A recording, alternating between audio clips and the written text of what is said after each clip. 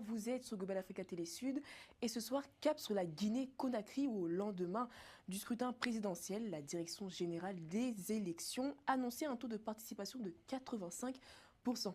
Un chiffre qui n'a pas manqué de faire réagir. Et pour analyser la situation, nous recevons ce soir Alseni Thiam, analyste politique, écrivain guinéen, mais également chercheur à l'IPSE. Alseni Thiam, bonsoir. Bonsoir et encore merci de l'invitation. Avec plaisir. Alors, à 48 heures après les élections, la DGE a dévoilé les résultats officiels partiels et Mamadi Doumbouya, eh bien, on ressort largement vainqueur.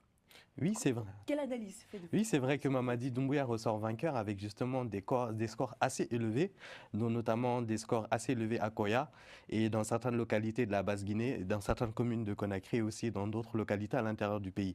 C'est vrai que moi, pour ma part, hier, sur les antennes d'Africa Radio, j'ai parlé de la participation qui était pour ma part un peu incohérente au vu de l'atmosphère à Conakry. Vous n'êtes pas sans savoir, par exemple, aux élections en Afrique du Sud, par exemple en 1994, vous aviez des souvenirs des longues files où des gens arrivaient à 5 heures du matin pour aller voter, et c'était une population de 20 millions d'habitants avec un taux de participation qui n'était même pas de 85%. Et donc du coup, au Sénégal aussi en 2012, on a eu quand même un taux de participation de 60%, mais quand même il y avait des queues énormes.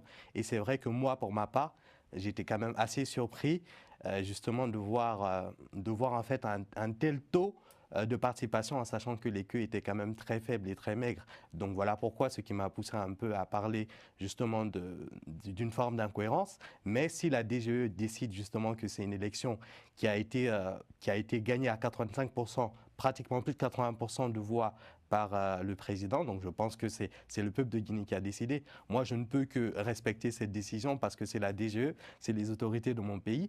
Mais c'est vrai que je suis quand même assez surpris. Mais bon, moi, je respecte les décisions de Mme Touré, je suis loyaliste et je pense que la Guinée, pour la majorité, a quand même voté pour Doumbouya, même si certains reprocheront le fait qu'il n'y ait pas une élection inclusive.